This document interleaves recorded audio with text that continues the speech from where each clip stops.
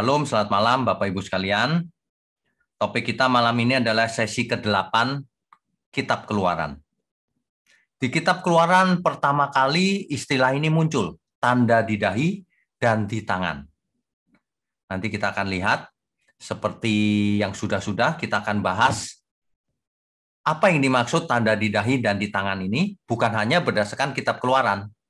Akan kita tuntaskan dalam seluruh Alkitab, di mana saja munculnya konteksnya apa. Sampai kitab Wahyu. Tapi sebelum itu, mari kita tundukkan kepala. Mari kita berdoa. Bapa di surga, dalam situasi yang tidak menentu ini Tuhan, kami percaya penyertaan Tuhan ada pada kami. Kami mau menyerahkan seluruh hidup kami hanya bagi Tuhan. Malam ini kami mau lanjutkan online Bible study kami Tuhan. Kiranya Tuhan berkenan, Tuhan berkati, agar banyak orang diubahkan, banyak orang dicerahkan pikirannya, sehingga boleh dalam hidup kami menjadi berkat bagi sesama. Mohon berkati channel ini, agar memberkati semua orang yang sedang mencari kebenaran. Terima kasih Bapa, berkati mulut hamba-Mu untuk menyampaikan kebenaran ini. Hanya di dalam nama Tuhan Yesus kami berdoa. Amin. Baik, Shalom Bapak Ibu sekalian, selamat malam untuk umat Tuhan dimanapun berada. Malam ini tema kita sangat spesial, meskipun diambil dari Kitab Keluaran, sesi ke-8. Subtema kita adalah tanda di dahi dan di tangan. Ya, Bapak Ibu sekalian, di Kitab Keluaran, Keluaran 13 ayat 9 dan 16 tepatnya. Di situ ada istilah tanda pada tanganmu dan lambang di dahimu. Ya, saya bacakan ya. Keluaran 13 ayat 9. Hal itu bagimu harus menjadi tanda pada tanganmu dan menjadi peringatan di dahimu, supaya hukum Tuhan ada di bibirmu, sebab dengan tangan yang kuat Tuhan telah membawa engkau keluar dari Mesir. Hal itu harus menjadi tanda pada tanganmu dan menjadi lambang di dahimu. Sebab dengan kekuatan tangannya Tuhan membawa kita keluar dari Mesir. Kalau ada tanda di tangan dan tanda di dahi, ini apa sebenarnya? Ya, kita akan melihatnya, konteksnya apa Kitab Keluaran ini, dan konteksnya seluruh Alkitab, sampai Kitab Wahyu nanti. Ya, baik. Ya, di masa lalu ini terkenal ini, di tahun antara 1970 sampai 1990-an. Bahwa barcode itu dicurigai menjadi alat antikris. Barang-barang yang ditempel barcode dijual itu dikatakan itu punyanya antikris. Kalau kita beli artinya kita ikut antikris. Dulu begitu tuh. Sampai diberikan bukti bahwa barcode itu garis paling pinggirnya itu 6, tengahnya 6, paling kanannya 6. Katanya begitu. Ya. Ada gambar orang di dahinya dikasih barcode katanya. Padahal barcode itu macam-macam. Tidak hanya satu standar, standarnya banyak.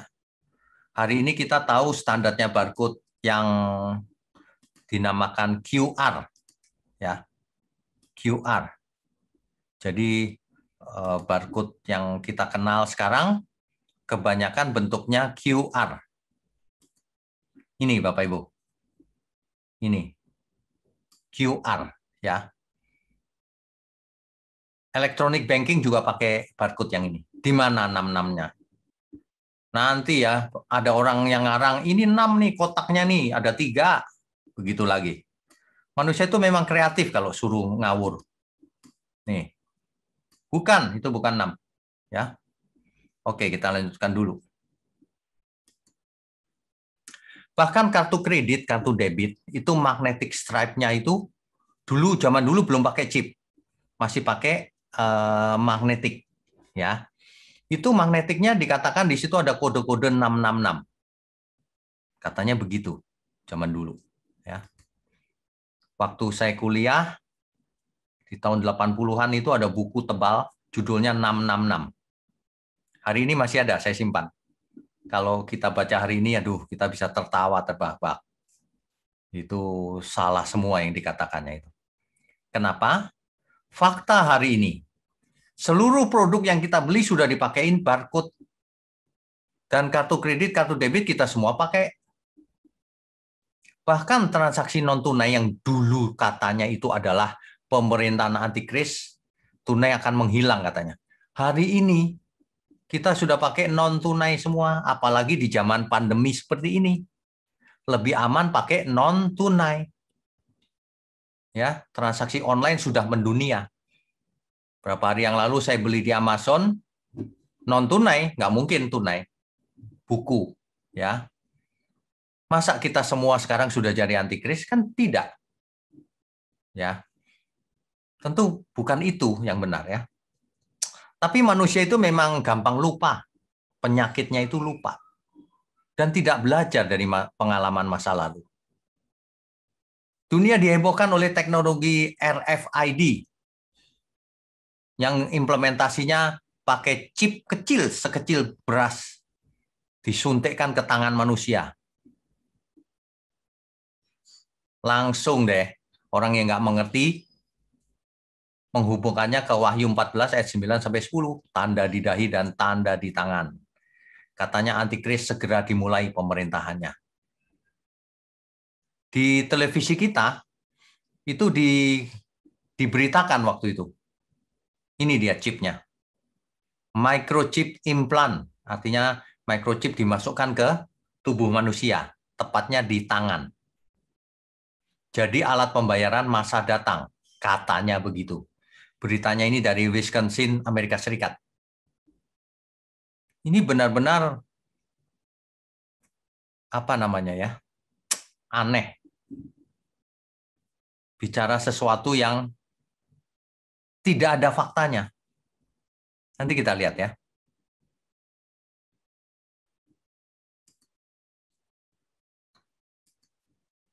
Ini pernah muncul di TV. Begini nih. Ada tangan, ada chipnya di situ, disuntiknya di situ tuh. Ini artinya tangan kanan nih. Perhatikan Bapak Ibu, ini tangan kanan ini. Ya. Oke. Disuntikkan di situ chipnya. Katanya begitu. Lalu TV ada running text, ini running text-nya ini. Akan digelar pada 28 sampai 30 Juli di ICE BSD City. Lalu orang yang nggak mengerti, waduh ini segera ya digelar di BSD City nih, chip yang di tangan ini. Padahal running text itu sedang cerita pameran, itu cerita lain itu. Bukan menjelaskan tangan yang ada chipnya ini. Itu berita utamanya, running text-nya itu ini. Ada pameran buku atau pameran apa itu di ISBC City. Maka para pembuat hoax, wah seneng tuh. Dia buat cerita. Oh sudah sampai di BSD City, siap-siap saudara antikris sudah datang. Gitu. Mengerikan. Nah, di Amerika tidak kalah ininya, ngaconya. Dikatakan semua orang Amerika akan menerima microchip implant pada 2000 berapa itu? 2017. Sekarang sudah 2021. Nggak ada orang yang disuntik pakai chip ini. Ini benar-benar hoax, Bapak Ibu. Ya, dikatakan Obama sudah menandatangani Obamacare katanya. Berani loh bohong seperti itu. Makanya ya harus mengerti kebenaran. Nih, buktinya ada orang yang disuntik di situ. Chip. Apa benar nih? Ini suntik ini bisa saja benar. Memang ada orang nyentrik di dunia ini. Perusahaan pegawainya disuntikin chip supaya nggak bisa nitip absen. Supaya kalau bayar makanan di kantin tidak usah bayar non tunai. Ini teknologi ini sebenarnya teknologi primitif. Primitif banget ini. Ini teknologi primitif. Masa chip dimasukkan ke daging manusia? Itu sangat tidak pintar itu. Diketawain sama teknologi Cina. Ya, ini nggak bakalan ada ini teknologi ini berikutnya. Lihat saja. Banyak orang cerita chip dan sebagainya padahal tidak mengerti chip itu apa. Di tahun 80-an saya sudah biasa solder chip karena jurusan teknik kan. Chip kok dihubungkan dengan antikris? Nggak ada hubungan sama sekali. Nanti kita lihat ya buktinya ya. Oke. Di masa pandemi ini nggak kapok-kapoknya orang yang pembuat hoax nih. Beredar lagi bahwa vaksin COVID mengandung microchip.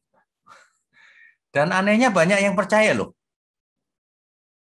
Bahwa chip itu akan menjadi tanda di tangan yang dimaksud oleh Alkitab. Makanya ada orang tertentu yang nggak mau divaksin. Perhatikan baik-baik. Ngotot nggak mau divaksin. Katanya itu antikris. Orang kalau nggak ngerti begitu, kasihan. Kalau memang itu antikris, maka kita semua jadi antikris sekarang. Nah, yang penting kan bukti. Kebenaran itu sesuai bukti. Ya, jangan ikut-ikutan Bapak Ibu. Hoax. Kalau Bapak Ibu mendengar sesuatu ya, di zaman internet ini hoax merajalela. Banyak sekali hoax. Ditemukan ular raksasa, gitu, kayak begitu. Ditemukan tulang belulang manusia raksasa, yang gitu-gitu tuh. Hoax semua itu. Ya. Yang terakhir dihembuskan oleh para pembuat hoax seolah-olah vaksin itu dibuat menggunakan enzim luciferase. Yang orang Kristen kalau dengar kata Lucifer, wah, enzim setan ini. Padahal yang dimaksud enzim luciferase itu adalah contohnya di kunang-kunang. Kunang-kunang itu kan kayak lampu tuh bisa nyala. Itu enzim luciferase. Yang ciptakan siapa? Tuhan. Jadi bukan enzim setan, nggak ada hubungan dengan setan. Tapi memang gampang digoreng sih informasi ini. Waduh, Bapak Ibu sekalian. Nah, ini contoh hoax yang di Amerika nih. Semua orang Amerika akan menerima microchip implan 2017 katanya. Itu hoax, sampai hari ini nggak ada itu. Ya. Hoax itu apa sih?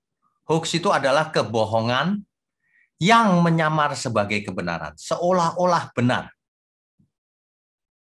Saat ini beredar hoax yang sangat masif di internet dan media sosial. Berhati-hatilah Bapak Ibu.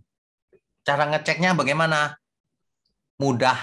Di internet banyak sekali website yang untuk ngecek berita-berita palsu itu. Contohnya salah satunya www.snopes.com. Ya. Jangan mudah percaya. Kadang-kadang ya ada orang Kristen kasih tahu saya gambar Tuhan Yesus di awan-awan. Kakinya kelihatan. Lalu dia bilang, Tuhan sudah datang Pak, kakinya yang kelihatan. Saya langsung bilang, bohong. Itu mah pakai komputer bikinnya. Heran loh, ada orang-orang tertentu yang begitu. Dulu pernah juga orang bicara sama saya, nunjukkan foto.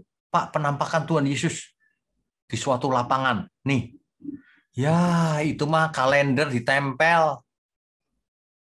Kalau saya ngomong begitu orang nggak suka. Berapa hari kemudian baru, iya Pak, bener ini saya dibohongin sama teman saya.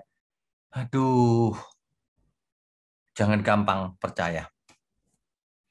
Apakah sebenarnya arti tanda di dahi dan di tangan menurut Alkitab? Nah, ini baru benar. Ya. Oke, kita lanjutkan. Apa konteksnya? Kita kembali ke Keluaran 13 ayat 9 dan 16 tadi ya. Kalau Bapak Ibu ingin tahu konteksnya, harus dibaca satu perikop. Kan begitu. Keluaran pasal 13, kalau kita lihat, sebentar ya, Keluaran pasal 13. Ya. Di situ, kalau kita baca perikop ini secara lengkap, ya, dari ayat 1 sampai 16, maka kita akan mendapatkan di ayat 8 sampai 10 misalnya, saya bacakan ya. Pada hari itu, harus kau beritahukan kepada anakmu laki-laki, ibadah ini adalah karena mengingat apa yang dibuat Tuhan kepadaku pada waktu aku keluar dari Mesir. Hal itu bagimu harus menjadi tanda pada tanganmu dan menjadi peringatan di dahimu, supaya hukum Tuhan ada di bibirmu. Sebab dengan tangan yang kuat, Tuhan telah membawa engkau keluar dari Mesir. Apa konteksnya? Ayat 14, kita baca dulu deh. Dan apabila anakmu akan bertanya kepadamu di kemudian hari, apakah artinya itu? Maka haruslah engkau berkata kepadanya dengan kekuatan tangannya, Tuhan telah membawa kita keluar dari Mesir, dari rumah perbudakan. Itu, konteksnya itu. Jadi harus jadi tanda di tanganmu dan menjadi lambang di dahimu. Dahi mewakili pikiran. Artinya gini loh, ingatlah akan hal itu, lakukan turun-temurun. Ingatkan anakmu bahwa ini artinya mengingat Tuhan yang dulu melepaskan kita semua bangsa Israel dari Mesir gitu loh. Orang-orang tua harus menjelaskan ke anaknya begitu, orang Israel. Jadi lambang di dahi dan di tangan itu figuratif. Ya. Itu artinya figuratif. Lambang arti yang sebenarnya itu. Ingatlah akan hal itu. Dulu Tuhan yang melepaskan Israel dari Mesir. Ya. Itu artinya konteksnya. Kita lihat berikutnya.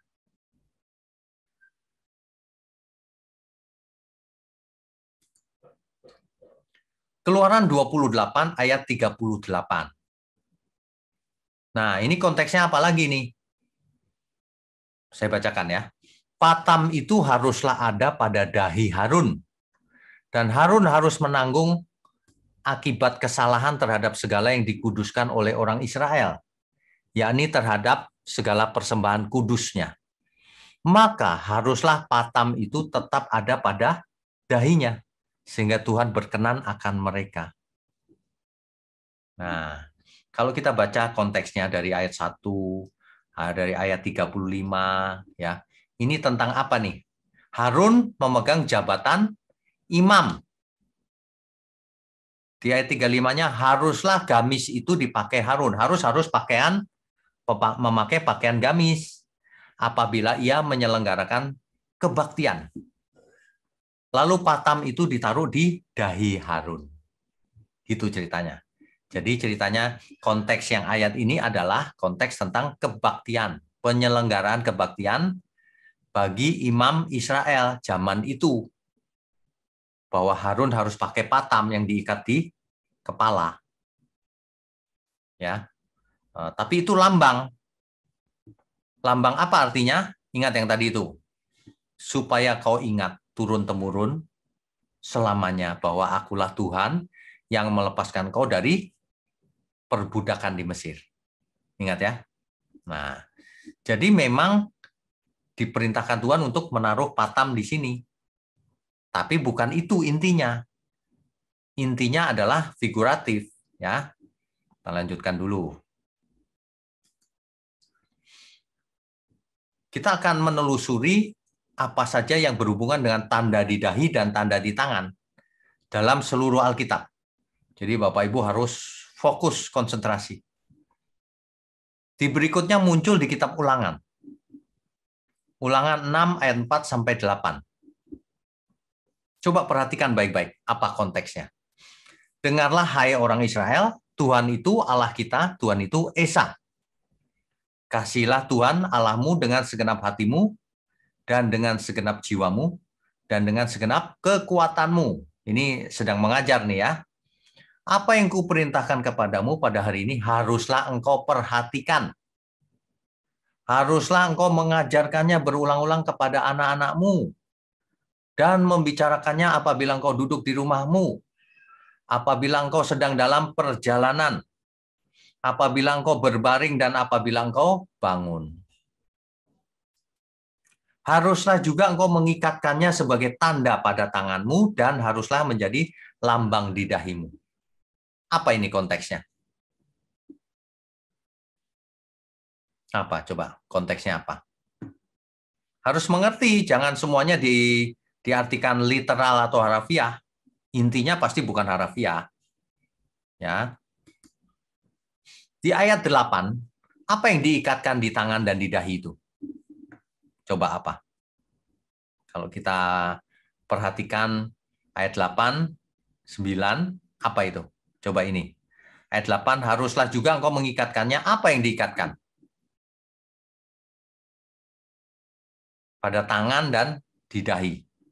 Apa? Coba. Ini semua ini yang terdahulu kita baca ini harus diajarkan berulang-ulang kepada anakmu. Ingat, kerjakan dengan tanganmu itu. Gitu. Ya, itu konteksnya. Makanya sangat penting untuk bisa cara baca Alkitab. Tentu saja yang diikatkan di dahi dan di tangan itu apa? Firman Tuhan, ajaran tadi itu. Yaitu penyembahan kepada Tuhan. Coba perhatikan, coba dibaca deh. Ya, dibaca lengkapnya nanti.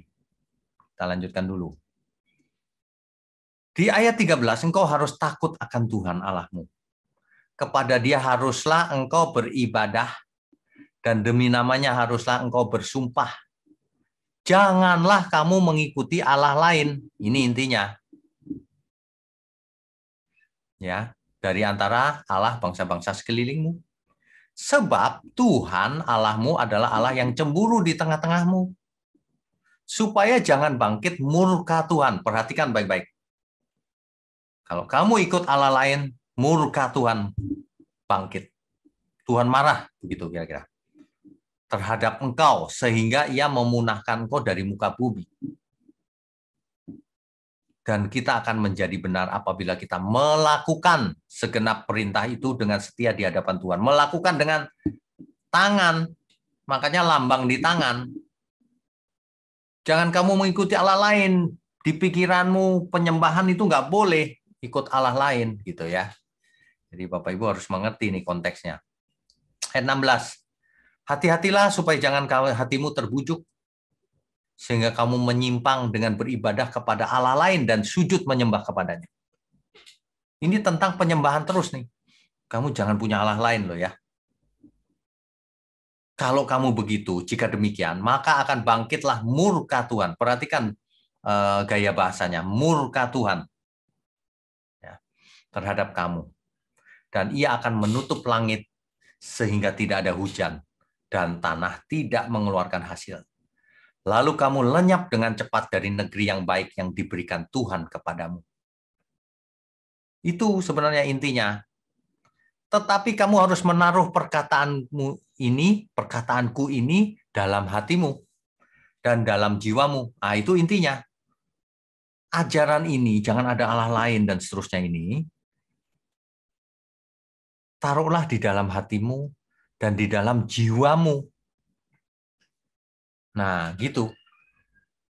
Barulah kata-kata ini muncul figuratifnya. Kamu harus mengikatkannya sebagai tanda pada tanganmu dan haruslah itu menjadi lambang di dahimu. Ingat-ingat terus tuh ajaran itu. Lakukan gitu, ya. Oke, kita lanjutkan dulu. Di ayat 18, apa yang diikatkan di tangan dan di dahi itu? Kan sudah jelas, perkataanku. Nah, kan gitu ya. Jadi soal ibadah, jangan kamu beribadah atau menyembah kepada Allah lain. Ayat 16 tadi. Alkitab itu satu paragraf tuh pasti bercerita. Intinya di situ, jangan pakai pikiran sendiri. Itulah sebabnya Israel ketika berdoa mengenakan patam. Mereka mengartikan itu secara harafiah, literal. Orang Israel hanya laki-laki yang mengenakan tali sembahyang, patam tadi itu. Ya. Dalam bahasa Ibrani dipakai tefilin. tali sembahyang. Dalam bahasa Yunaninya phylakterion. Itu ada di Matius 23 ayat 5.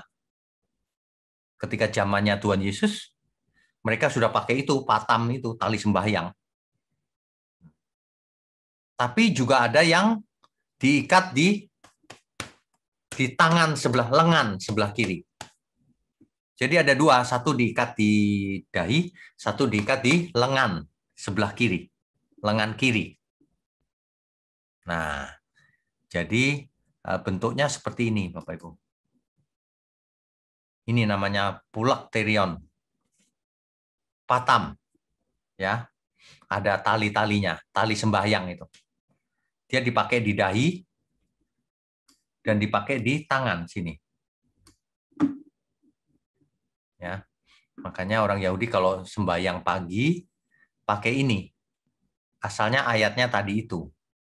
Tentu saja ini adalah lambang.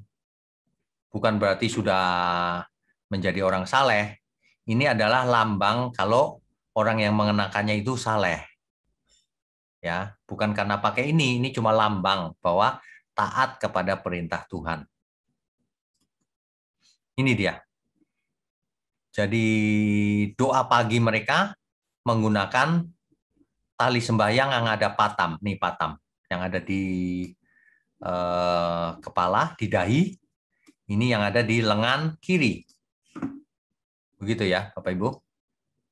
Ini tali-talinya nih, hitam-hitam nih, tali sembahyang namanya. Phylakterion. Ya. Oke, kita lanjutkan dulu. Patam ini mempunyai 4 bagian. Tiap-tiap bagian berisi sepotong perkamen. Perkamen itu tulisan ayat-ayat di kulit binatang. Ya.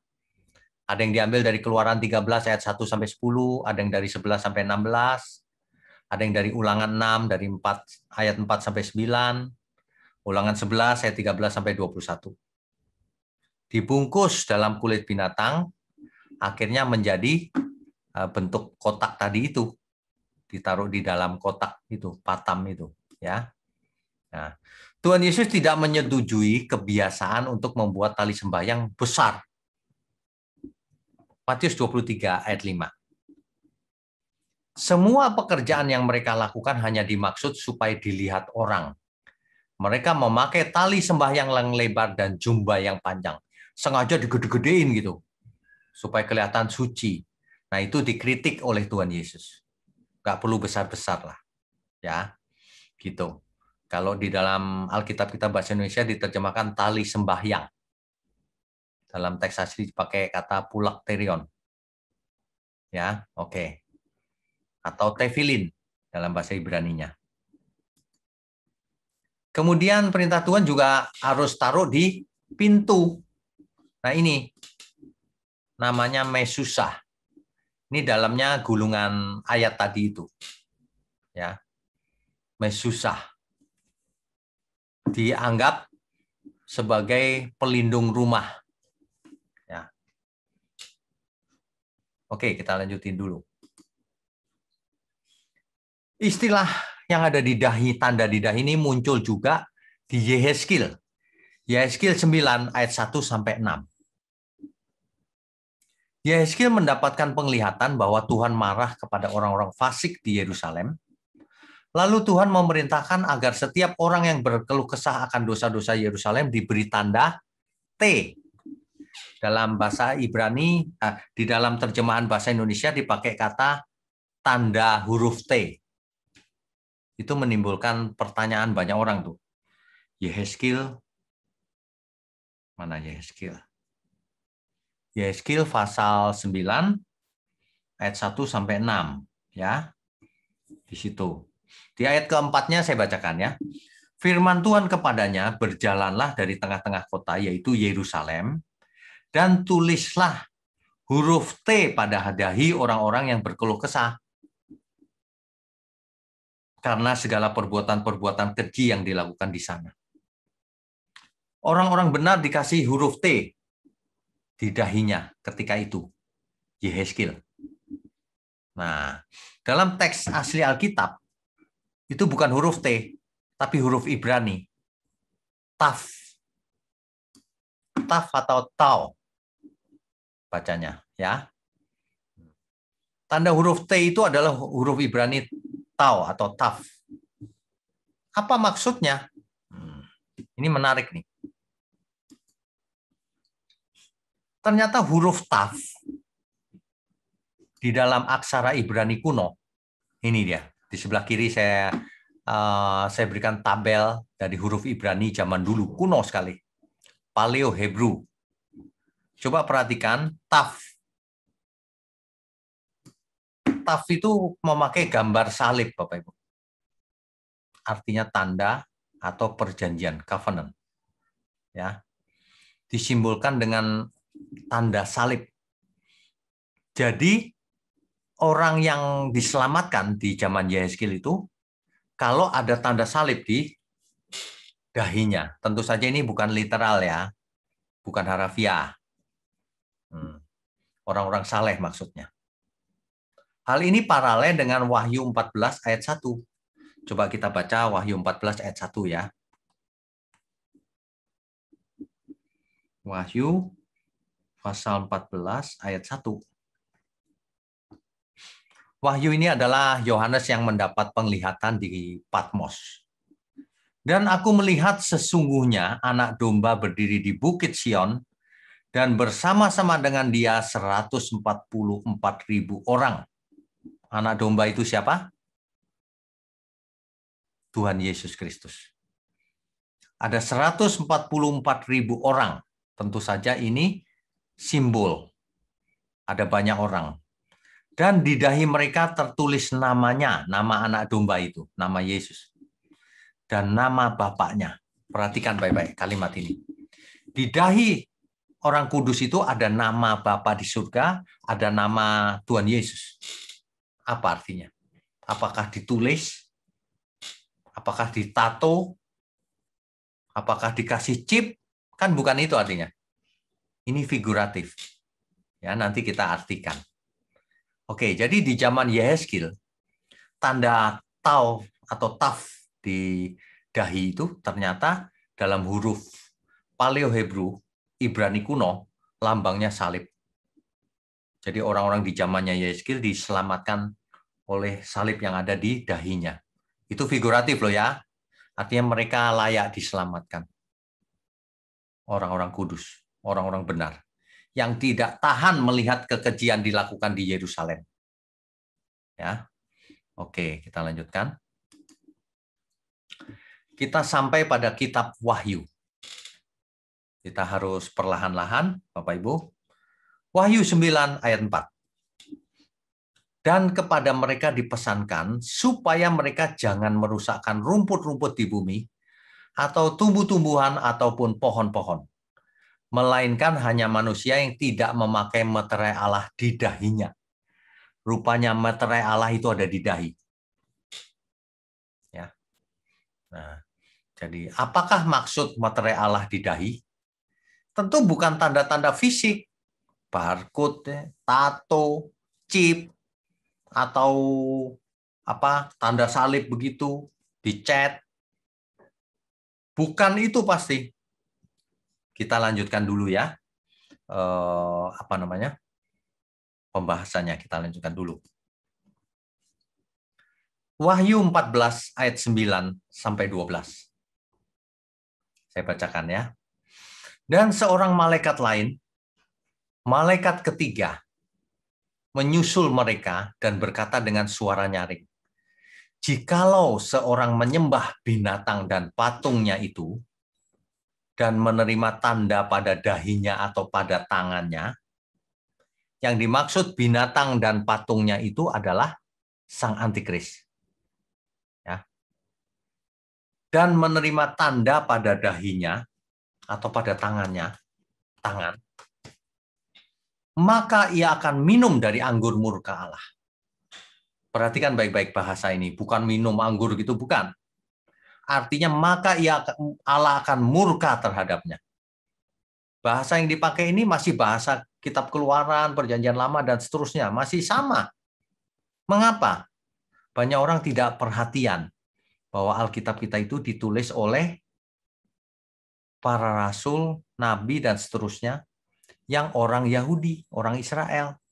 Demikian juga Perjanjian Baru ditulis oleh orang-orang yang Israel, yang Yahudi. Kecuali mungkin Lukas. Lukas mungkin bukan orang Israel. Ya. Artinya apa? Yang dituliskan itu tentang Israel. Bukan tentang orang Yunani, tentang orang Israel. Makanya budaya-budaya yang masuk dalam tulisan Alkitab juga budaya Israel, budaya Yahudi. Makanya kalau mau mengerti, harus menggali dari Perjanjian Lama, latar belakang budayanya dan seterusnya.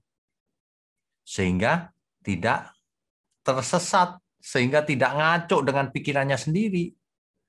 Meskipun Perjanjian Baru ditulis dalam bahasa Yunani, tapi isinya tetap tentang Yahudi, Ibrani, sastra Ibrani. Itulah sebabnya bahasa Perjanjian Baru disebut Judeo-Greek. Judeo-Greek, Ibrani yang ditulis dalam bahasa Yunani. Ya. Oke, kita lanjutkan. Ayat 11. Maka asap api yang menyiksa mereka itu naik ke atas sampai selama-lamanya. Dan siang malam mereka tidak henti-hentinya disiksa. Yaitu mereka yang menyembah binatang serta patungnya itu. Dan barang siapa yang telah menerima tanda namanya. Yang penting di sini ialah ketekunan orang-orang kudus yang menuruti perintah Allah dan iman kepada Yesus. Ya, ingat, orang yang ada tanda di dahi dan di tangannya, jika orang menyembah binatang itu, maka ditandai juga di dahi dan di lengannya. Iblis itu meniru firman Tuhan juga. Perintah Tuhan adalah ikat itu di dahimu dan di lenganmu, di tanganmu. Iblis juga sama. Kalau seseorang menyembah binatang itu, si iblis itu, maka ia menerima tanda di dahinya dan di tangannya. Mirip, tapi nggak sama. Tapi mirip-mirip. Maka Allah akan murka. Begitu. Sederhananya begitu. Kita lanjutkan dulu ya. Jadi ini jelas sama dengan di kitab Ulangan. Soal penyembahan yang membuat Allah murka. Ya. Anggur murka Allah adalah ungkapan yang digunakan Alkitab untuk menggambarkan bahwa orang-orang yang menyembah Allah lain akan meminum anggur murka ini, akan dimurkai oleh Allah. Atau akan mendapatkan hukuman dari Allah. Nanti bisa dibaca Yeremia 25 ayat 15, ayat 21 ayat 20. Terkadang disebut piala atau cangkir kehangatan murka Allah. Di Yesaya 51 ayat 17 dan 22 itu. Istilah anggur murka Allah. Ya. Oke, kita lanjutkan. Ini ada satu perbandingan agar kita mengerti. Kalau tadi itu agak pusing, ini jelas sekali. Jadi Wahyu 14 ayat 1 itu adalah tanda sang anak domba. Nanti berapa ayat berikutnya tanda dari binatang itu. Paralel, dibenturkan, berlawanan. Perhatikan baik-baik. Karena ada implikasinya. Wahyu 14 ayat 1. Dan aku melihat sesungguhnya anak domba berdiri di Bukit Sion dan bersama-sama dengan dia 144.000 orang dan di dahi mereka tertulis namanya dan nama bapaknya. Jadi tanda anak domba itu bagi orang kudus, orang yang mengikut sang anak domba Allah itu, di dahinya ada tanda, yaitu tertulis nama Tuhan Yesus dan nama Bapa di surga. Itu. Tentu saja yang dimaksud bukannya di sini ditato nama Yesus sama nama Bapa di surga. Bukan, ini figuratif pasti. Jadi yang dimaksud tanda di sini pasti bukan tanda lahiriah, seperti tato, barcode, atau chip, ataupun tefilin yang dipakai orang Yahudi tadi, tali sembahyang. Bukan itu pasti yang dimaksud kitab Wahyu ini. Ini jelas-jelas adalah figuratif. Ya. Bisa dibandingkan dengan Wahyu 7 ayat 3, Wahyu 20 ayat 4, Wahyu 22 ayat 3 sampai 4. Ya. Jadi seluruh ayat Alkitab kita baca yang berhubungan dengan tanda di dahi dan di tangan. Coba kita baca Wahyu 7 ayat 3 ya. Wahyu pasal 7 ayat 3. Katanya, janganlah merusakkan bumi atau laut atau pohon-pohon sebelum mereka memeteraikan hamba-hamba Allah kami pada dahi mereka. Dahi hamba Allah dimateraikan oleh sesuatu. Apa itu? Tentu bukan dimateraikan pakai materai fisik, apapun bentuknya. Itu adalah suatu bahasa perlambang bahwa hamba Allah yang ada di pikirannya, yang ia kerjakan, pasti kehendak Tuhan. Itu maksudnya. Wahyu 20 ayat 4.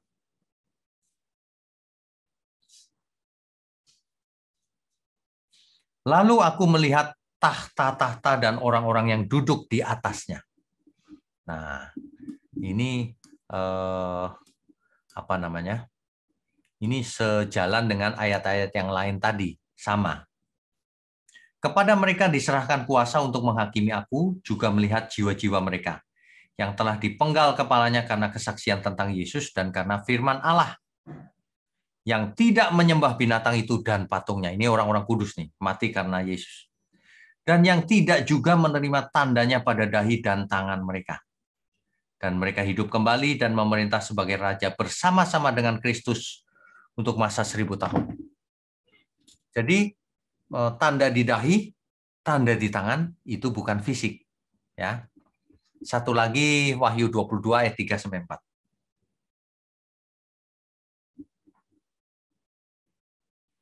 Maka tidak akan ada lagi laknat. Tahta Allah dan tahta anak domba akan ada di dalamnya. Dan hamba-hambanya akan beribadah kepadanya. Dan mereka akan melihat wajahnya dan namanya akan tertulis di dahi mereka. Ya, lambang-lambang ini kita harus mulai mengerti cara berpikir mereka, mindset-nya, pengertiannya adalah sesuai dengan Allah. Sesuai dengan Bapa di surga, sesuai dengan Tuhan Yesus. Itu maksudnya. Ya. Oke, kita lanjutkan dulu. Jadi kalau tanda anak domba Allah itu tertulis di dahi orang percaya, di dahi kita, artinya mindset kita, pikiran kita, ada Tuhan Yesus dan ada Bapa di surga. Itu maksudnya. Ada tanda di tangan kita, artinya perbuatan kita. Tangan itu lambang mengerjakan sesuatu. Adalah melakukan kehendak Bapa di surga atau kehendak Tuhan Yesus. Ya. Begitu. Oke, sebentar. Kita teruskan dulu.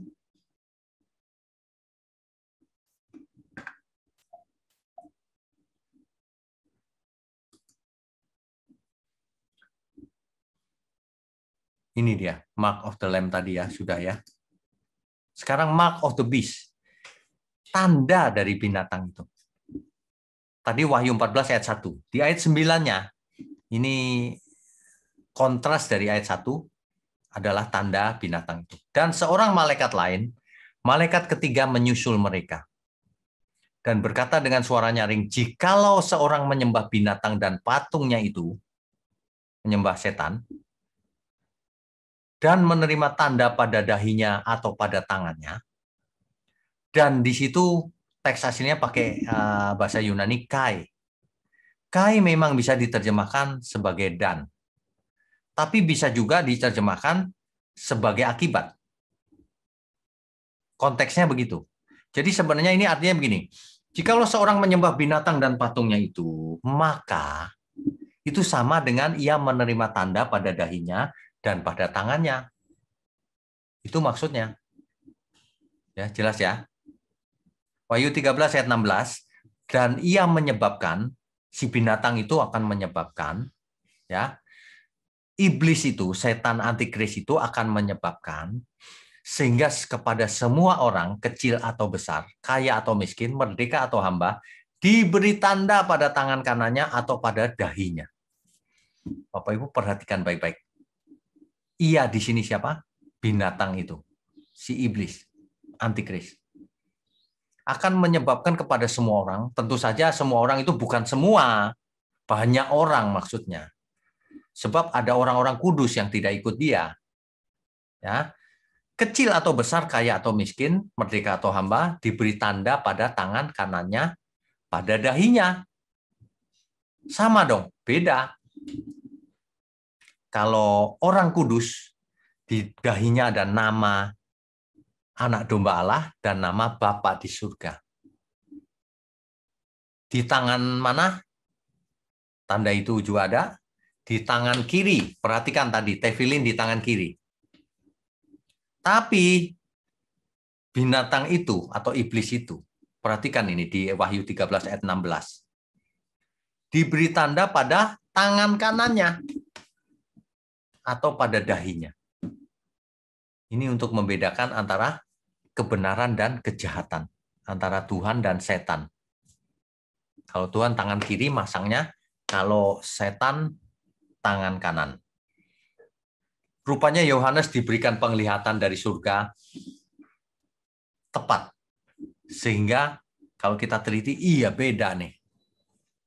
Nah, kita harus mengerti, orang kudus Tuhan, tangan kiri itu melakukan perbuatan kebenaran. Tapi iblis bukan tangan yang sama, tangan kanan melakukan kekerasan, kejahatan. Itu maksudnya. Ya, oke, kita lanjutkan dulu. Ya, jadi kalau orang benar tandanya di tangan kiri, tetapi kalau orang fasik, pengikut binatang itu diberi tanda di tangan kanan. Makanya kalau kita perhatikan ya, pengikut Tuhan Yesus pasti tidak keras. Pasti lembut, penuh kasih. Harusnya begitu idealnya. Perhatikan yang ikut binatang atau iblis itu. Keras, sukanya bunuh, dan sebagainya. Perbuatannya menggambarkan apa yang ada di dahinya. Apakah Yesus dan Bapa ataukah si setan itu, binatang itu. Begitu. Inilah yang membedakan perbuatan. Alkitab dalam bahasa lain juga menjelaskan begini. Dari buahnya kau akan lihat, dari perbuatannya. Ya, itu sebabnya iman harus ada perbuatannya yang nyata, perbuatan yang benar. Ya, oke.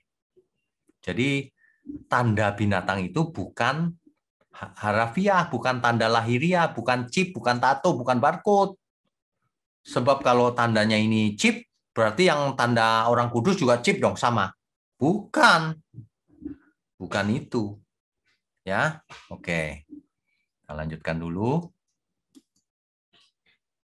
Jadi, apa artinya tanda di dahi dan di tangan? Kesimpulannya, tanda di dahi dan tanda di tangan itu jelas suatu figuratif. Lagi pula ngomong-ngomong, Yohanes itu di zaman itu belum ada chip. Kok hari ini diartikan chip? Ya, figuratif bukan tanda fisik. Tanda di dahi bisa berarti soal penyembahan. Ingat tadi kitab Keluaran. Apa yang ada di pikiran, mindset, pola pikir, understanding, pengertian. Atau yang menjadi Allah seseorang, itu tanda di dahi. Kalau orang benar, tanda di dahinya Tuhan Yesus dan Bapa di surga. Kalau yang menyembah binatang itu, tanda di dahinya yang lain, kejahatan, setan. Makanya tandanya dibedakan. Yang orang benar di tangan kiri, yang pengikut setan di tangan kanan. Beda, perbuatannya beda. Ya. Oke. Sedangkan tanda di tangan berarti pekerjaan atau perbuatan seseorang. Merupakan akibat dari penyembahannya dari Allahnya itu. Makanya, jangan ada ilah lain di hadapanku. Kalau kamu punya Allah lain, nanti kamu seperti dia. Nanti kamu menerima tanda di dahi dan di tangan kanan. Nanti perbuatanmu, cara pikirmu seperti dia. Allah lain, seperti setan. Jadi kalau kita lihat kok orang ini perbuatannya begitu ya, kita tahu apa yang ada di jidatnya dan apa yang ada di tangannya. Lambangnya itu apa? Sebab dari perbuatan seseorang kita tahu apakah ia orang kudus Tuhan atau bukan. Jelas ya Bapak Ibu ya? Oke, kita lanjutkan dulu sedikit lagi.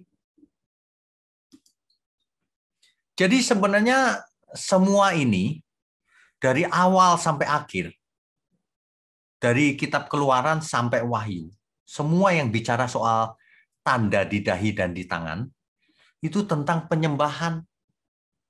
Kau menyembah siapa? Menyembah binatang itu, tanda di dahimu binatang itu. Kita menyembah siapa? Allah yang benar. Allah Abraham, Ishak dan Yakub. Berarti tanda di dahi kita nama Tuhan Yesus dan nama Bapa di surga. Itu maksudnya. Menyembah itu bukan dalam arti ritual keagamaan. Makanya orang Kristen tidak perlu memakai patam seperti orang Yahudi. Itu fisik. Yang dimaksud Alkitab bukan itu. Kalau perjanjian lama memang itu bisa jadi. Tapi perjanjian baru bukan fisik, ya. Tapi merupakan penyembahan yang benar dalam seluruh hidup kita. Jadi itu maksudnya, ya. Kita lanjutkan dulu. Bagaimana dengan teknologi hari ini? Bapak Ibu sekalian, yang kita lihat slide tadi itu, orang disuntik tangannya itu sudah itu ide tidak baik, kuno, primitif. Sebab seseorang kalau mau identifikasi diri tidak perlu chip disuntik. Komputer itu sudah cerdas zaman sekarang, kecerdasan buatan. Komputer bisa mendeteksi wajah kita. Bapak Ibu perhatikan kalau ada misalnya wajah saya di Facebook gitu. Langsung ditanya, ini apakah ini adalah saya gitu. Kenal. Nah, di Cina ini dipasang di suatu gerai ayam goreng. Kalau orang mau belanja, cukup berdiri di depan layar lalu pesan. Maka kartu kredit langsung dipotong atau kartu debit. Artinya apa? Artinya komputer bisa mendeteksi wajah. Tidak perlu chip disuntik. Kuno itu. Nggak bakalan ada itu teknologi chip yang disuntik itu nanti. Sudah nggak perlu. Tanpa apapun, komputer bisa mendeteksi kita. Kita hari ini sudah dikenal oleh komputer. Siapapun kita. Karena sudah pernah mengakses internet. Nggak percaya, coba saja cari nama seseorang di internet. Pasti ada fotonya udah. Ya. Jadi di China sudah biasa. Jadi berdiri di depan, smile, ketawa gitu, udah kepotong rekening di bank. Ya, teknologi ke depan apalagi. Perhatikan Bapak Ibu yang sekarang masih muda, nanti 10 tahun dari sekarang teknologinya ada lain lagi. Nanti para pembuat hoax senang lagi, bikin lagi, oh ini antikris lagi gitu, ngulang-ngulang terus. Gak pernah bertobat orang-orang seperti itu. Heran saya. Ya. Jadi teknologi masa depan akan sangat luar biasa. Kecerdasan buatan akan menjadi matang, mesin-mesin akan menjadi cerdas, komputer akan makin kecil, dan mungkin tablet bisa menghilang, bisa hologram, mungkin saja. Hari ini virtual reality sudah mulai biasa. Cuma masih pakai semacam kacamata. Jadi dengan pakai kacamata itu kita ada di dalam ruangan seolah-olah. Ya. Nanti akan ada tuh, itu antikris gitu. Tunggu saja. pertemuan kita Rabu depan tentang rute Exodus. Kita lanjutkan lagi. Waktu bangsa Israel keluar dari Mesir, nah lewat mana saja, itulah rutenya yang akan kita bicarakan. Ya, oke. Sementara ini saya stop dulu share-nya. Ya, jadi Bapak Ibu sekalian, dunia ini penuh dengan hoax. Yang terakhir yaitu vaksin. Sampai-sampai ada seorang ibu yang tidak mau divaksin dengan cara apapun. Sudah saya jelaskan, tetap tidak percaya. Katanya antikris. Kalau vaksin menyebabkan kita jadi antikris, ya kita semua sudah jadi antikris sekarang. Ini ya, orang-orang yang menyebar hoax ini sangat jahat. Memanfaatkan kepolosan banyak orang, keawaman banyak orang, karena tidak mengerti. Ketika saya pernah bahas tanda di dahi dan di tangan ini, memulai dari kitab Ulangan, Keluaran, ada saja orang yang nggak belajar tapi komentar. Heran juga tuh. Tanda di dahi kok Keluaran, Pak? Kitab Wahyu itu. Gitu. Aduh. Kita diem aja. Begitu ketemu tanda di dahi, kita bongkar seluruh ayat dari kitab Keluaran sampai Wahyu. Dari saat kemunculan frase itu, kalimat itu, sampai kepada Wahyu. Dan inilah hasilnya. Jadi mulai sekarang Bapak Ibu harus sudah mengerti. Kalau kita orang benar, apa yang ada dalam pikiran kita? Jidat. Di jidat itu mewakili pikiran kita. Understanding kita. Kebijaksanaan. Pengertian akan doktrin yang benar. Itu di jidat lambangnya. Dilambangkan dalam kitab Wahyu, ada tertulis nama anak domba Allah dan nama Bapa di surga. Itu artinya. Ya. Lambang di tangan, di lengan kiri, artinya perbuatan orang itu akan mencerminkan apa yang ada di pikirannya. Sebaliknya, pengikut binatang itu artinya menyembah binatang atau setan itu, maka di dahinya juga ada. Si setan itu, cara berpikirnya seperti setan, mindsetnya, semuanya. Tandanya di lengan kanan, perbuatannya adalah kekerasan, menipu, tidak jujur, dan sebagainya. Tunggu tanggal mainnya. Karena firman Tuhan berkata, anggur murka Allah akan dicurahkan atas orang-orang seperti itu. Begitu ya Bapak Ibu ya. Itulah arti lambang, tanda di dahi, dan tanda di tangan. Kalau kiri orang kudus, kalau kanan yang mengikut binatang itu, yang menyembah dia. Ya, baik, kita lanjutkan dengan tanya jawab. Co-host silakan. Ya Pak Winyo, terima kasih atas kebenarannya malam ini, sangat memberkati sekali. Sekarang Bapak Ibu kita akan masuk dalam tanya jawab. Bagi Bapak Ibu yang ingin bertanya, silakan klik raise hand dan dimohon untuk membuka videonya. Tapi belum ada Pak untuk saat Belum ini. ada ya. Oh ada Pak. Ada. Sekarang Bapak Kaleb Hasibuan. Silakan Pak Kaleb di-unmute. Ya, silakan. Shalom, selamat malam Pak Wiknyo. Shalom, selamat malam. Ketemu lagi kita Pak, saya dari Sumba. Sering-sering saja ya, tiap Rabu malam. Iya, siap Ya, Pak. silakan, mau tanya apa? Mau tanya tentang itu Pak, apa nih? Tentang yang sekarang lagi viral begitu tentang chip itu kan, Ya. tanda itu. Ya. Apakah tidak ada pengaruhnya nanti ke apa? Tidak ada pengaruhnya itu tentang apa tadi yang jadi hampir lupa nih. Antikris. Iya, tentang antikris kan kita memang sih tadi Pak Pendeta sudah jelaskan sangat begitu bagus ya. tanda itu seperti di pikiran kita apa? Apakah kita menyembah Tuhan? Apakah pikiran kita itu mengingat Tuhan atau kebaikan-kebaikan Tuhan? Itu ketanda di dahi. Ya. Tapi apakah nanti yang waktu ditaruh, contoh katakanlah yang di tangan yang sekarang sudah terjadi di Amerika tuh, chip itu, Oke, apakah? mengerti.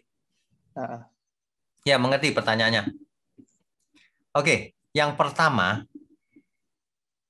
yang gambar disuntik tadi iya Pak. itu hanya berlaku di suatu perusahaan, di Swedia ada, di mana lagi ada, cuma untuk karyawannya saja, untuk absen. Kalau karyawannya itu berhenti keluar, ya diambil lagi chipnya. Jadi nggak ada hubungan dengan antikris. Nggak ada. Nah, nanti teknologi itu akan punah. Sebentar lagi juga sudah nggak dipakai mungkin. Untuk apa? Wajah saja bisa dikenali komputer, untuk apa disuntik chip? Jadi itu nggak akan terjadi lagi berikutnya. Karena teknologi itu primitif, nggak akan diimplementasikan. Kecuali nanti kalau chipnya sudah mengecil, sudah kecil banget, jadi nggak usah disuntik juga, cuma stiker aja ditempel di kuku bisa juga. Tapi nggak perlu juga karena wajah sudah bisa dikenali oleh komputer. Jadi jangan khawatir, nggak akan ada suntik chip sama sekali, nggak ada. Hari ini yang dihembuskan bahwa vaksin corona itu adalah ada chipnya katanya, nggak ada. Itu bohong. Makanya ya, ketika Pak Menteri bicara, nanti setelah divaksin bisa dimonitor kemana saja Bapak Ibu pergi. Wah, langsung orang pikirannya, waduh dimonitor berarti ada chipnya nih, kita seperti robot. Bukan itu maksudnya. Maksudnya data kita dicatat di komputer, ya, supaya kita tercatat sudah vaksin. Jadi kalau kemana-mana aman, itu maksudnya. Nah, banyak orang yang suka nggak takut Tuhan bikin hoax, goreng-goreng gitu. Supaya apa? Followernya banyak, YouTube-nya rame. Di Amerika juga banyak yang begitu, ngawur gitu, tapi rame YouTube-nya. Gitu. Ya, Caleb ya.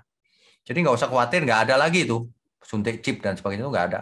Seandainya kita disuntik chip, terus efeknya apa? Nggak ada efek apa-apa. Kita tetap percaya Tuhan. Sebab kalau disuntik chip orang jadi sesat, berarti membinasakan orang Kristen gampang. Ditangkap aja, diikat, terus disuntik chip. Betul nggak? Caleb, kamu gampang. Kamu ditangkap aja, terus disuntik chip pantatnya gitu. Udah ada chipnya, udah jadi antikris deh. Udah nggak percaya Yesus. Memang begitu? Kan nggak mungkin. Itu bualan orang-orang yang nggak takut Tuhan itu. Hoax. Begitu Caleb, ya? Masih mau tanya? Silakan. Iya. Apakah tidak ada, kan nanti itu Pak di Wahyu dibilang akan ada satu kerajaan tuh. Penguasa semua lah, penguasa politik, keuangan, apa ya, di dunia ini, di bumi ini akan ada satu kerajaan. Apakah tidak mengarah ke situ ini? Sistem kan udah jadi satu nih jadinya Pak. Nah, ini dia. Di kitab Wahyu nggak ada itu cerita itu. Yang mana? Kerajaan itu Pak, kerajaan seribu Iya, yang tahun mana? itu. Yang mana? Nggak ada. Wahyu pasal 20 itu Pak ya. Ya, coba dibaca.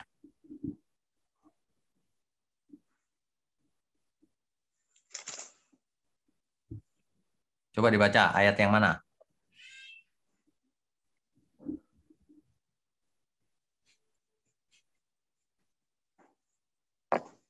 Kurang lebih ya. Memang sih harus ditafsirkan lagi Pak. Ya, Seperti nggak ada ini, artinya. Ayat 4 ya Pak ya. Wahyu 20 ayat 4 ya. Ya. Lalu aku melihat tahta-tahta dan orang-orang duduk di atasnya, kepada mereka diserahkan kuasa untuk menghakimi. Mereka ini, apakah bukan dia satu kerajaan itu nanti yang berkuasa di bumi ini gitu Pak? Nggak ada kerajaan. Mana ada kerajaan? Perhatikan baik-baik ini, kalimat ini. Lalu aku melihat tahta-tahta dan orang-orang yang duduk di atasnya, kepada mereka diserahkan kuasa untuk menghakimi. Aku juga melihat jiwa-jiwa mereka yang telah dipenggal kepalanya karena kesaksian tentang Yesus dan karena firman Allah. Iya. Yang tidak menyembah binatang itu dan patungnya. Dan yang tidak juga menerima tandanya pada dahi dan tangan mereka. dan mereka hidup kembali dan memerintah sebagai raja bersama-sama dengan Kristus untuk masa 1000 tahun. Iya. Mereka memerintah bersama Kristus di mana? Di surga. Nah, yang memenggal ini siapa? Kalau lihat kitab Wahyu, yang memenggal ini adalah Kaisar Nero di zamannya itu. Kan semua orang dipenggal, disalib, dianiaya berat tuh ketika itu. Yang jelas Yohanes tidak cerita tentang nanti di dunia akan ada satu penguasa, satu pemerintahan, tidak ada uang lenyap, non tunai, ngawur-ngawur begitu itu. Nggak ada itu, Yohanes nggak ada cerita begituan. Nggak ada kerajaan mana, tunjukin ke saya. Bukan Satan itu, Pak, di ayat 2-nya, bukan. Yang bukan mana? Si ular tua, yaitu iblis atau Satan, bukan Ya. itu mereka. Tadi Bapak bilang Kaisar Nero. Loh, perhatikan ini yang ayat 4-nya itu. Perhatikan ayat 4 itu. Iya. Ya. Lalu aku melihat tata-tata ada jiwa yang, aku juga melihat jiwa-jiwa mereka yang telah dipenggal kepalanya karena kesaksian tentang Yesus dan karena firman Allah. Karena orang bersaksi tentang Yesus dan firman Allah dipenggal, itu sudah terjadi. Kamu jangan pikir, itu nanti gitu. Ini sudah terjadi di awal gereja, dan itu tidak akan pernah terjadi lagi. Manusia ditangkap, dimakan singa sampai habis. Bayangin, tinggal sedikit dagingnya. Dan sebagainya, dipenggal. Paulus dipenggal. Ini kesalahan banyak orang ketika baca Wahyu tuh, ini nanti, gitu terus. Salah itu. Sudah terjadi kok nanti.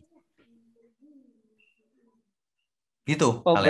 Berarti ini sudah terjadi, bukan nubuatan akan terjadi, bukan Pak? Sebagian sudah terjadi, sebagian belum. Ingat baik-baik, yang mana yang sudah terjadi, yang mana yang belum, kita harus tahu. Iya. Jangan semuanya belum terjadi gitu. Sampai kapan? Sekarang antikris sudah terjadi belum? Sementara terjadi. Iya, sudah dari dulu. Anti terhadap Kristus sudah dari dulu. Masa nanti? Pokoknya kamu kalau dengar orang ya, antikris itu nanti akan datang. Loh, dia buta dan tuli atau apa? Antikris banyak banget yang anti terhadap Yesus. Yesus bukan Tuhan. Nah, itulah antikris. Apa artinya antikris? Anti terhadap Kristus. Anti terhadap Tuhan Yesus. Gitu loh. Jadi, kamu hati-hati kalau baca kitab Wahyu. Ada sebagian sudah terjadi, ada sebagian belum. Ya. Nanti harus teliti. Itu topik tersendiri memang. Topik malam ini kan tanda di dahi dan di tangan. Jelas ya, Caleb ya? Oke, nanti lain kali sambung ya. Tuhan berkati. Berikutnya. Ya, selanjutnya Pak Irwan Rusli. Silakan Pak Irwan, di-unmute. Shalom, Pak Winyo. Shalom. Saya ingin tanya, tanda-tanda yang disebutkan di Perjanjian Lama itu adalah tanda-tanda untuk laki-laki. Ya. Waktu itu memang masanya masa patrialistik kebudayaannya, Pak ya. Ya. Lalu betul. bagaimana dengan sekarang yang semua sama rata antara laki-laki dan wanita? Bagaimana kita menginterpretasi semua ini dalam arti terutama mengenai wanita dan lelaki itu? Ya. Lalu pertanyaan saya kedua, apakah berarti seperti Bapak bilang tidak ada sebenarnya tanda untuk antikris? Sebenarnya sudah terjadi sekarang, jadi kita nggak usah khawatirkan lagi mengenai kemungkinan ada tanda-tanda di masa depan gitu, Pak. Gitu, Pak. Oke. Yang pertama tadi pertanyaannya apa ya? Wanita dan laki-laki. Oke. Patrialistik. Oke, itu dulu. Pak Irwan, kalau kita perhatikan, Wahyu itu, Wahyu Tuhan atau firman Tuhan itu progresif. Dulunya patriark sekali kan? Sampai ke Perjanjian Baru, sudah nggak patriark. Apalagi kitab Wahyu. Semua orang harus menghadap tahta pengadilan Kristus. Di Perjanjian Lama, hanya Israel. Di Perjanjian Baru, Israel, Yunani, dan seluruh dunia. Trennya begitu, Pak. Di Perjanjian Lama fisik, di Perjanjian Baru non-fisik, batiniah yang penting. Jadi sudah tidak berlaku tuh, masa dibedakan laki-laki dan enggak. Tidak disebut begitu. Berlaku untuk semua orang. Jelas, Pak. Yang kedua, Mengenai apakah berarti tanda-tanda antikris itu sebenarnya tidak ada. Kita tidak perlu cari tahu atau kita tidak perlu tahu atau sebenarnya itu sudah dari dulu sudah ada antikris banyak gitu, Pak. nggak usah dicari tahu, Pak. Di depan mata kita, orang yang anti terhadap Tuhan itu ya antikris, Tuhan Yesus. Nggak usah dicari tahu, kan? Ya, jadi tanda-tanda itu sebenarnya tidak relevan lagi ya, Pak. Bukan tidak relevan, sangat relevan. Tetapi nggak usah pakai tanda itu pun kita juga sudah tahu. Tanda itu hanya sebagai verifikasi bahwa benar itu benar gitu. Jadi maksud Bapak relevan itu berarti nanti akan ada tanda mengenai antikris, Pak? Loh enggak, tandanya sudah ada dari dulu. Yang saya maksud relevan adalah orang-orang bisa memverifikasi benar nggak sih antikris itu si A, si B, si itu gitu. Bisa diverifikasi, Pak. Contoh, dulu antikris itu Nero. Iya benar, namanya Nero itu 666 kalau dijumlah. Gitu, Pak, ceritanya. Oke. Ya. Baik, Pak. Terima kasih. God bless. Tuhan berkati. Ya, selanjutnya Bapak Hendra. Silakan Pak Hendra. Di-unmute ya, Pak. Silakan. Udah ya, Pak? Ya, sudah. Silakan. Mau tanya, sebelumnya mengenai antikris nih, Pak. Kebetulan saya pertama kali dengar itu dari khotbahnya Pak Erastus tahun 2011 ya. Iya. Itu sangat jelas tuh waktu itu dijelaskan secara vulgar ya waktu itu. Iya. Bisa nggak pertanyaannya tentang tanda di dahi dan di tangan aja? Jangan meluas. Ini terus, jadi saya yang belum mengerti mengenai binatang dan patung itu tuh. Oh, oke. Ya, artinya sederhana saja. Barang siapa menyembah binatang itu dan patungnya, artinya barang siapa menyembah dia, itu aja. Sederhana. Menyembah dia artinya apa? Belajar sama dia. Sehingga pikiran cara berpikirnya seperti dia. Nah, itu disebut tanda di dahi. Sehingga tanda di tangan. Lihat aja apa yang dia kerjakan, perbuatannya seperti apa, gitu. Itu artinya. Nggak, yang bikin bingung itu ada patungnya, Pak. Apa yang nyembah patung-patung begitu atau bagaimana? Oh, bukan. Ini adalah satu gaya bahasa bahwa yang nyembah dia dan patungnya, yang nyembah dia dan rupanya atau cara berpikirnya atau apapun, itu seperti gaya bahasa gitu. Intinya sama. Menyembah dia gitu aja. Menyembah itu apa ya? Panjang, belajar, melakukan, dan seterusnya. Memandang tinggi dia, dan seterusnya. Ya. Oke, Pak. Cuma itu aja sih. Oh, ya, oke. Tuhan berkati. Ya, selanjutnya Bapak Pantas Panggabean, silakan Pak. Pak Pantas, silakan. Ya. Shalom Pak, terima kasih waktunya Pak. Ya. Pertanyaan saya adalah gini Pak, kenapa setelah zaman-zaman sekarang orang mengaitkan tanda-tanda itu dengan antikris ya Pak? Mengaitkan tanda-tanda itu dengan antikris ya Pak? Iya. Oh, oke. Itu gara-garanya Pak, impor teologi dari Amerika. Di sana suka bikin sensasi gitu.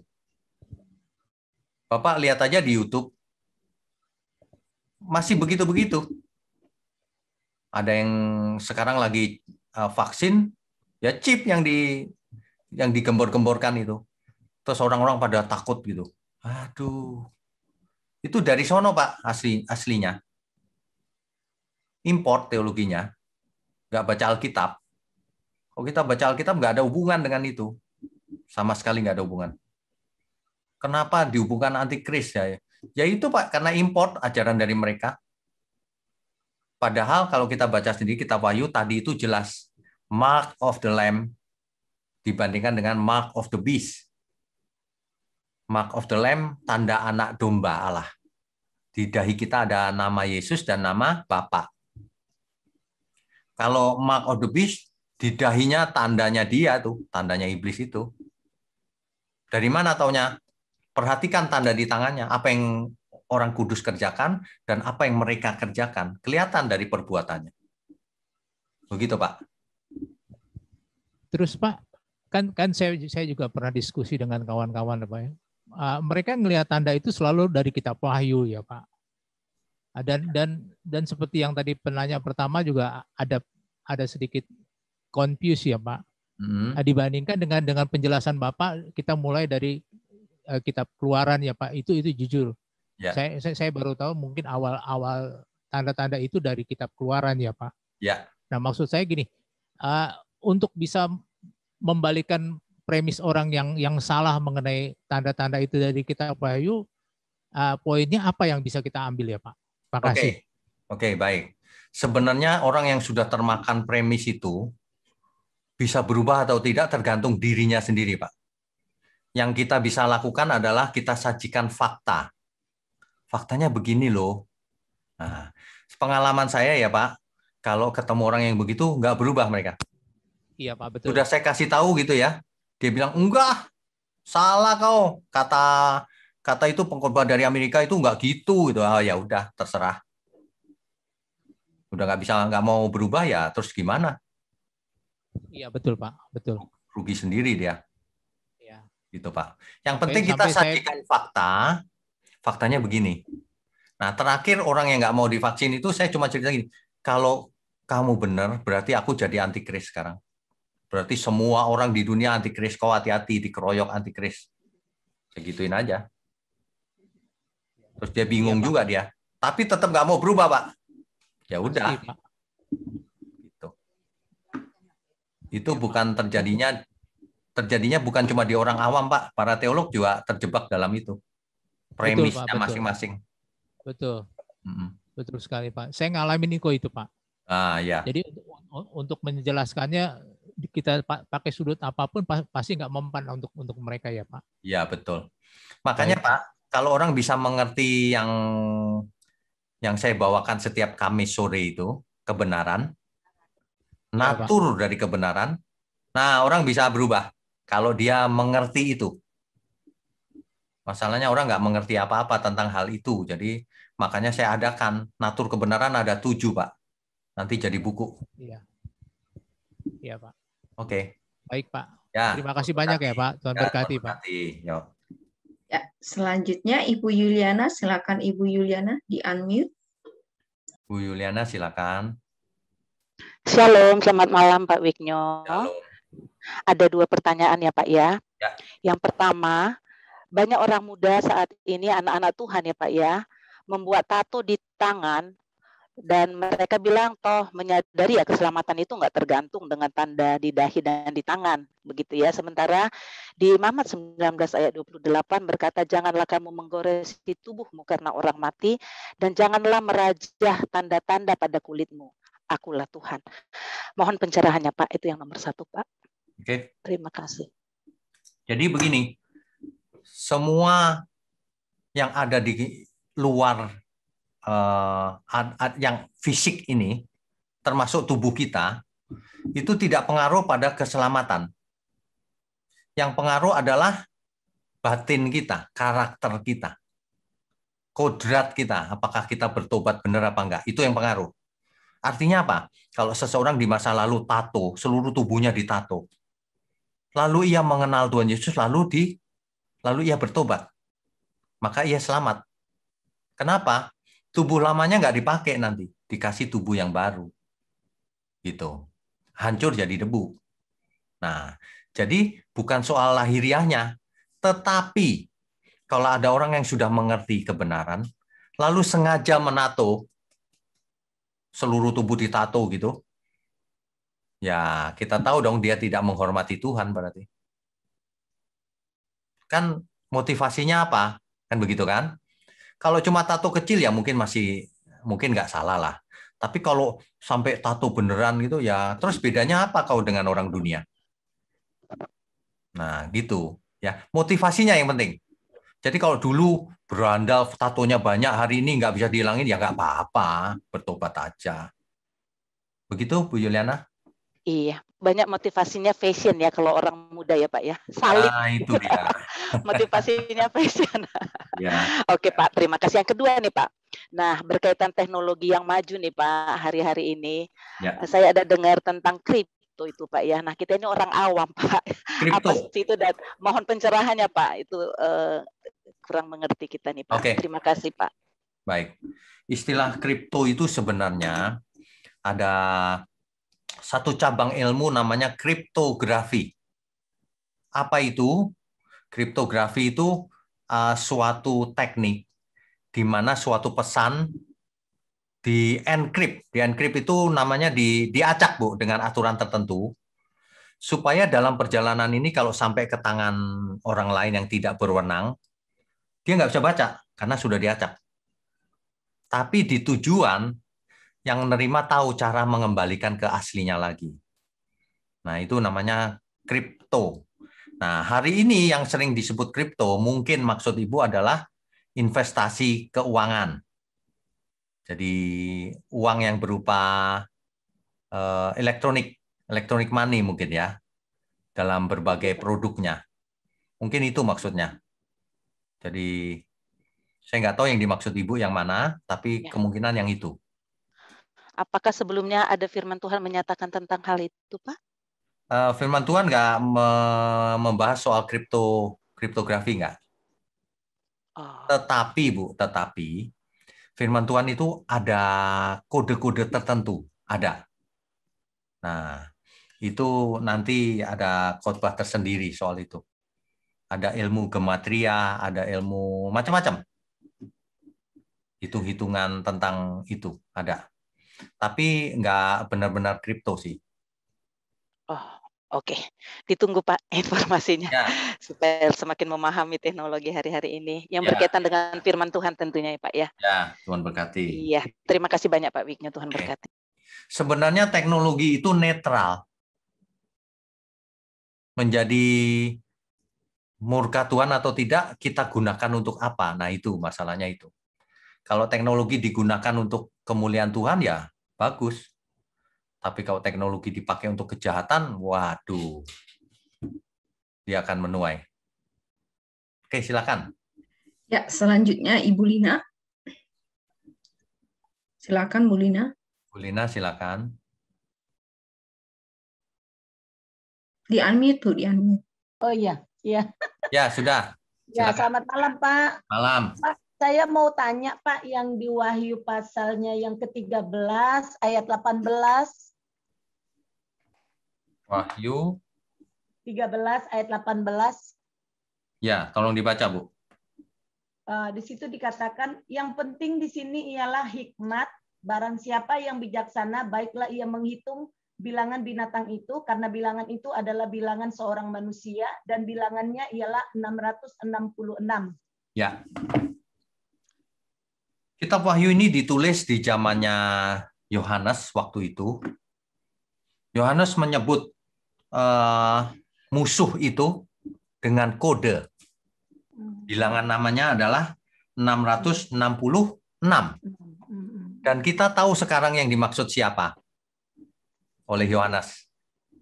Kaisar Nero. Hari itu Kaisar Nero merupakan musuh dari orang Kristen.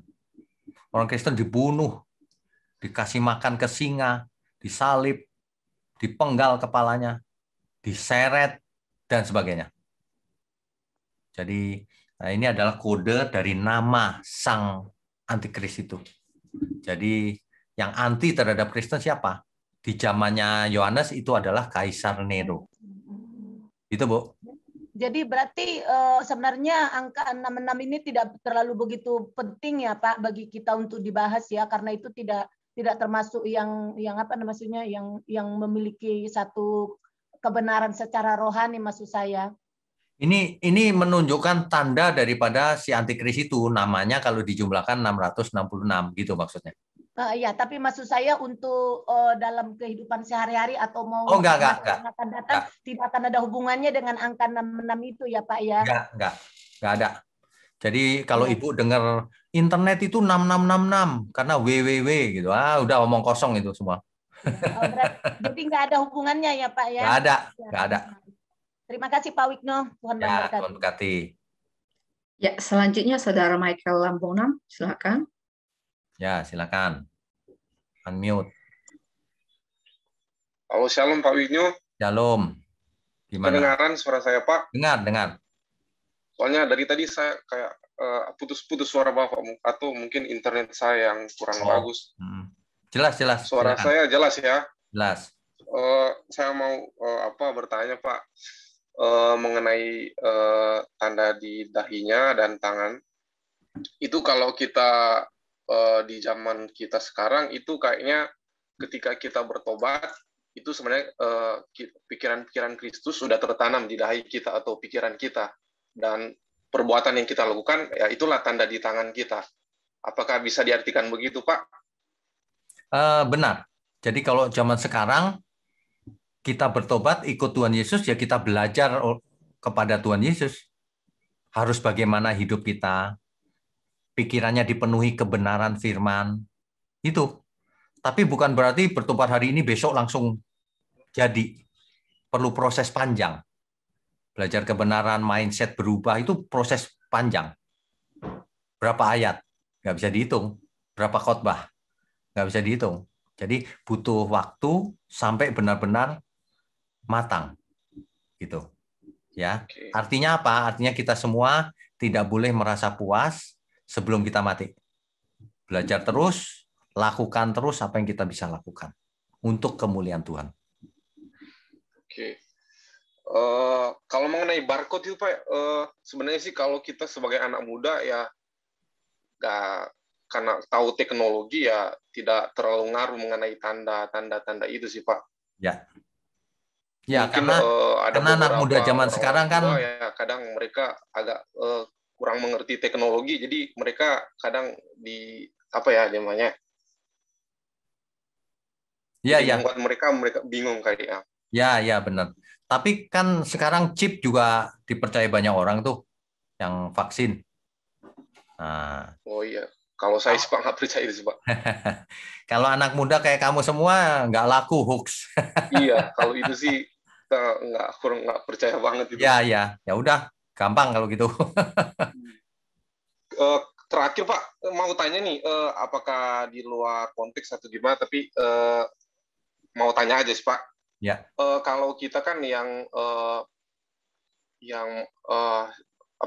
mengikuti binatang atau iblis, berarti itu nantinya kan akan dihukum di lautan api kan Pak? Ya betul.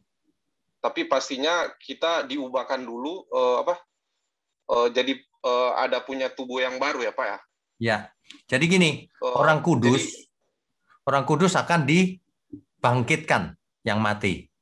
Yang nggak mati ketika Tuhan Yesus datang, tubuhnya ditukar dengan tubuh kemuliaan. Lalu dibawa ke surga. Nah, orang fasik yang mati dibangkitkan, dikasih tubuh, tapi untuk ditinggal di bumi yang jadi lautan api. Udah, begitu aja. Ya itu maksud saya. Jadi nanti orang fasik pasti kan akan merasakan kesakitan yang luar biasa di lautan api itu kan Pak? Jelas. Pertanyaan saya, iblis juga dihukum bersama-sama orang fasik kan di lautan api? Ya. Yang pertanyaan saya, selama ini kan kita tahu itu iblis nggak ada penjelasan, atau ada ya, bahwa mereka kesakitan begitu, atau mereka mempunyai tubuh fisik sampai nanti akan merasakan kesakitan seperti nanti orang fasik. Oke, pertanyaan ini bagus. Sebenarnya iblis punya tubuh nggak? Iblis punya tubuh seperti kita nggak? Tidak. Jelas tidak dong. Tapi punya tubuh nggak? Jenis tertentu? Kita nggak tahu. Kita nggak tahu. Kenapa? Kan dia dulunya malaikat atau makhluk surgawi. Malaikat punya tubuh nggak? Kalau ada orang yang bilang malaikat nggak punya tubuh, kenapa punya sayap? Kalau nggak punya tubuh ya jadi asap aja gitu, udara. Kenapa punya sayap? Kenapa berbentuk manusia? Nangkep nggak maksud saya? Jadi ada misteri di situ. Mungkin punya tubuh, cuma jenisnya beda. Mungkin ya, namanya juga mungkin. Kalau ada orang yang ngotot nggak punya tubuh, ya udah terserah situ. Tapi maksud saya, roh jahat dan setan ini ketika Tuhan Yesus menang di kayu salib, dia takut. Iya kan? Kenapa takut? Nah, kenapa takut? Karena hari penghukuman semakin dekat.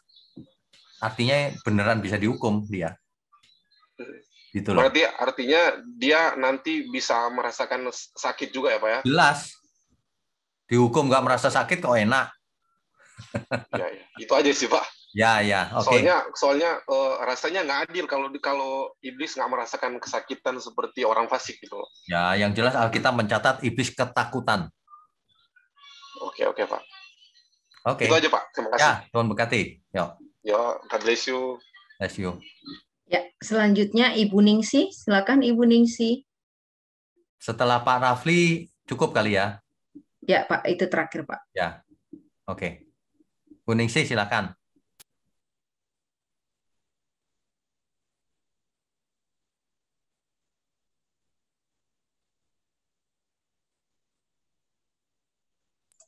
Tolong di-unmute, Bu. Suaranya tidak terdengar, Bu. Nggak ada suara, Bu.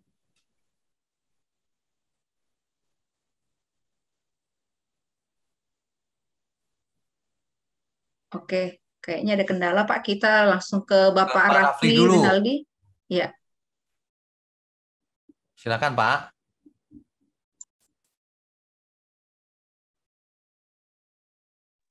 Ya, selamat malam Pak Tanto. Selamat malam. Silakan Pak. Shalom. Shalom. Kalau kita bahas masalah wahyu ini jadi ramai Pak ya. Pasti larinya kalau Bapak keluaran mengenai tanda di dahi dan di tangan itu, lari-larinya pasti orang ke wahyu ya. Dan saya duga memang itu pasti bicara masalah chip 666 juga Pak ya. Iya. Puji Tuhan ya Pak ya, sejak saya mendengar pendalaman ini dari Bapak, yang waktu itu saya hadir di tempatnya, masih ingat nggak Pak? Di Taman Grisenda Pak. Oh iya. Yang ngajar mengenai chip 666, pada waktu itu lagi ramainya Pak itu Pak. Iya. Ya, pada waktu itu saya betul-betul sejak saat itu saya mendapat pengajaran yang Bapak ajarkan itu bagi saya tanda 66 ini itu tidak ada apa-apanya bagi saya ya.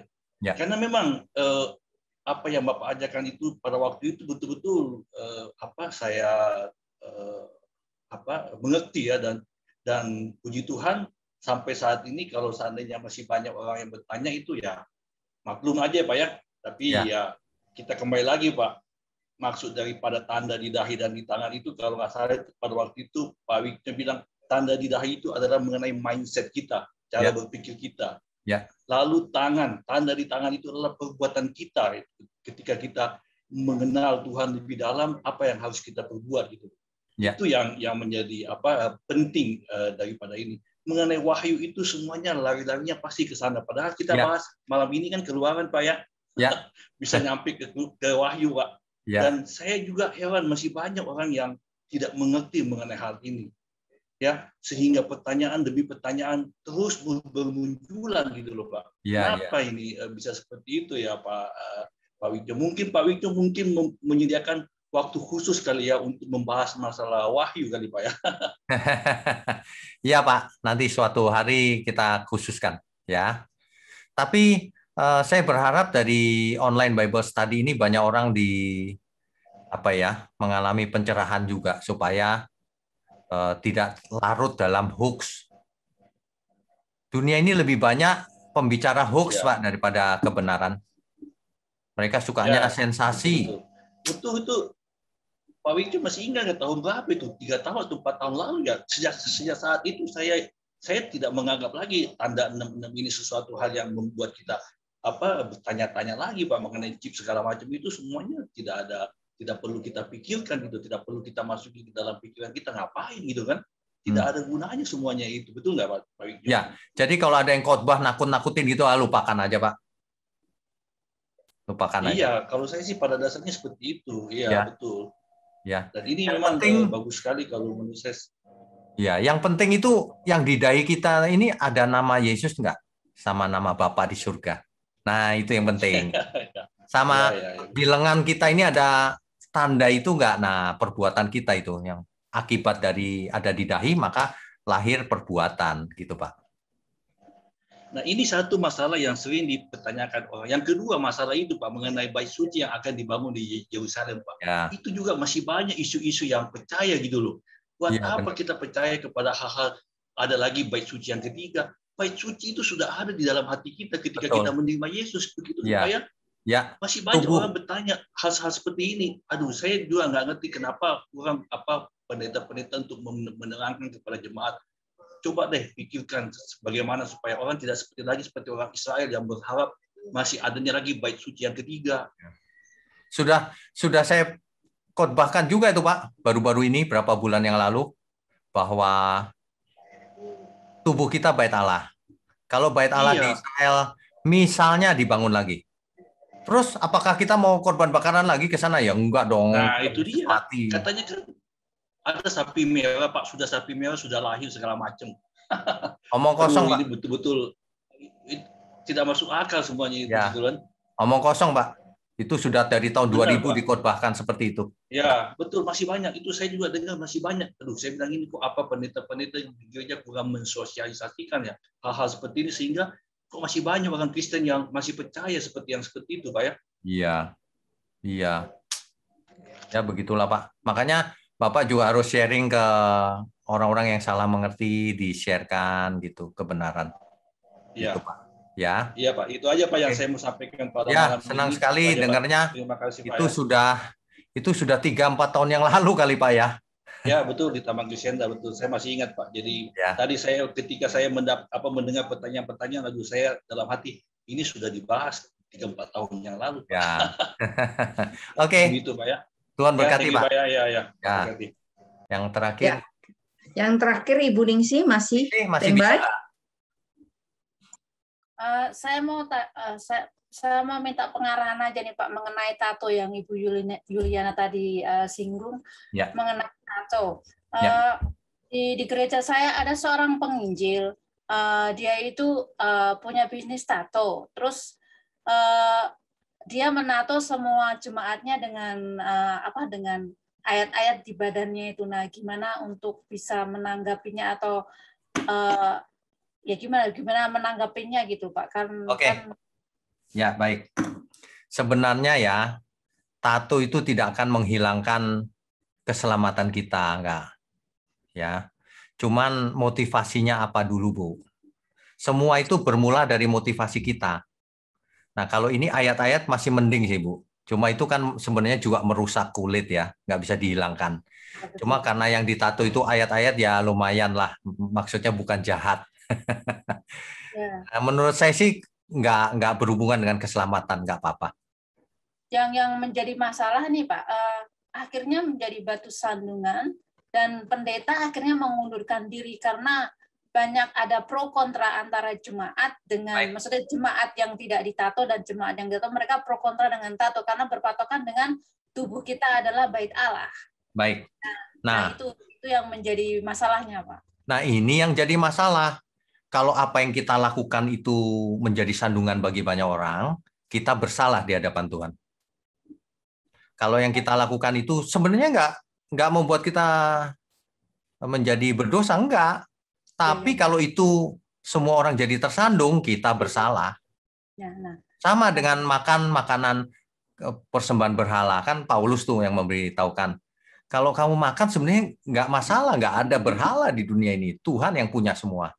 Tapi kalau gara-gara itu temanmu, saudaramu yang melihat tersandung, lebih baik aku tidak makan selamanya. Gitu. Nah, kita harus punya prinsip yang sama, Bu. Kalau kita melakukan sesuatu, tapi ini nanti sandungan bagi saudaraku, padahal nggak apa-apa sebenarnya.